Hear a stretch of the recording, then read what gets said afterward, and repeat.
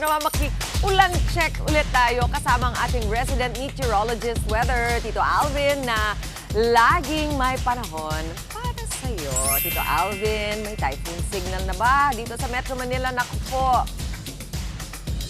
Good morning, Mami Chiki, at good morning mga kapatid. Ulat panahon na po ulit tayo ngayong umaga ng Huwebes. Ako, Mami Chiki, malayo naman po sa Metro Manila yung ating bagyo at wala tayong tropical cyclone wind signal dito. Pero apektado po tayo ng habagat at mas mararamdaman pa natin ang epekto ng habagat bukas hanggang sa darating na Sabado habang unti-unting lumalakas at umaakyat itong binabantayan nating sama ng panahon na huling namataan ng Pag-asa sa layong around 535 kilometers east ng Cuban, Sorsogon. Nasa loob po yan ng ating Philippine Area of Responsibility. Ito po ay bahagyang lumakas at nasa tropical depression category pa rin na may lakas na hangin na umabot sa 55 kilometers per hour malapit sa kanyang gitna at kung minsan may mga pagbugsong umabot sa 70 kilometers per hour. Ito po ay kumikilos pa west-northwest sa bilis na 15 kilometers per hour. Yan po ay posibleng sumapit at lumapit dito po sa hilagang bahagi ng Luzon, dyan po sa may area ng Cagayan, maaaring bukas hanggang sa darating na Sabado.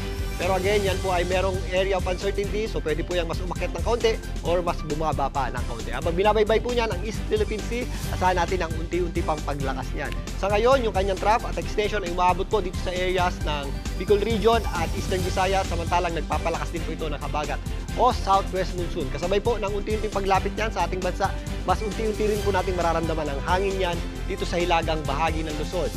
Dahil dyan, nagtaas po ng tropical cyclone wind signal ang Pag-asa.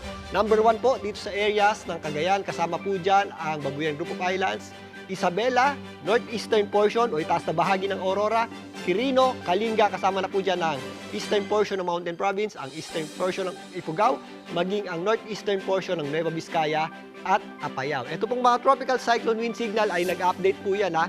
Ayan po ay posibleng dumami pa at lumawak at posibleng umabot sa hanggang 3 at 4 yung ating tropical cyclone wind signal. Depende sa magiging lakas nito pong bagyong Krising dahil posible po yung umabot sa hanggang severe tropical storm category bago pa man yan maglandfall or tumama sa ating landmass. So maganda po tayo sa mga posibleng epekto ng malalakas na bugso ng hangin ito lalong-lalo na bukas hanggang sa darating na Sabado.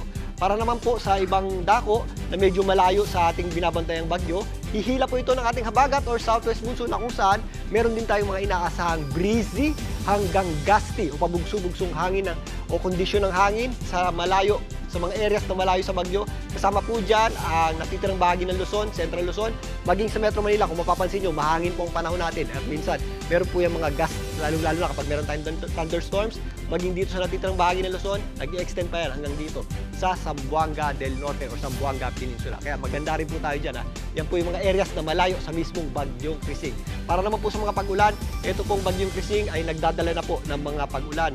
Dito po sa mga areas sa kasalukuyan, ito pong Bicol Region, makakapal po ang kaulapan natin dyan. Kasama po dyan ang area ng Albay, Camarines Norte, Camarines Sur, Sorsogon, maging dito sa Masbate, Eastern Visayas, umabot na rin po dyan yung trough ng ating binabantayang bagyong Krising. Samantalang yung ating habagat naman na nagdadala ng mga pag-ulan na malayo sa areas po ng bagyong Krising, dyan po sa Northern Mindanao, Zamboanga Peninsula, Central, kasama po dyan na Cebu at Bohol, Western Visayas, lalong-lalo na sa Antique, Guimaras at Negros Occidental, kasama na po dyan ang Mimaropa, lalong-lalo na po dito sa Occidental Mindoro. Kung mapapansin nyo dito sa ating rainfall animation, umaakyat din po yung trough ng ating bagyong Krising.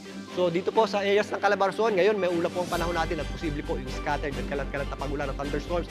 Mamayang gabi hanggang bukas, mas mararamdaman po ang epekto ng panglabas na kaulapan itong bagyong Krising dito po sa areas ng Calabarzon. Maging dito sa Metro Manila, bukas hanggang sa darating na weekend, mas madadagdagan din po yung ating mga pagulan na dulot nito pong bagyong Krising. Kung mapapansin nyo nga, mula bukas, yung kanyang kaulapan ay sasabit na dito sa malaking bahagi ng Northern Luzon at Central Luzon. Lalong-lalo na po dito sa eastern portion nito. Yan po ang mga areas ng Cagayan, Aurora, kasama na po dyan ang areas ng Isabela. So maganda po tayo sa mga posibleng epekto ng mga pagulan nito, lalong-lalo na habang lumalapit ito pong bagyong Krising. Dito nga sa Metro Manila, maulap ang panahon natin ngayon at possible po yung mga scattered o kalat-kalat na pagulan or thunderstorms. Medyo mababa pa yung ating tsansa ng pagulan ngayong umaga. Tataas po yan muli mamayang hapon. Yan po ay dahil sa epekto ng habagat. Pero bukas po, mas mararamdaman po natin ang epekto ng habagat. Halos buong araw po, maulap ang panahon natin at mataas ang tsansa ng pagulan. Kaya pagandaan po natin yan, especially sa mga areas na madaling bahain o yung mga low-lying areas. At yan po muna ang latest sa ating lagay ng panahon ngayong Thursday morning. mag-ingat at maging handa po tayo mga kapatid, lalong-lalo na meron tayong bagyo at ang epekto po ng habagat. Muli ako po ang inyong weather, Tito Alvin, na laging may panahon para sa iyo. Mga kapatid, Tito Alvin Pura po na laging may panahon para sa iyo, umaraw man o umulan, dapat laging handa. Kaya para maging updated sa pinaka-latest weather updates, mag-follow at mag-subscribe na sa social media pages ng News 5.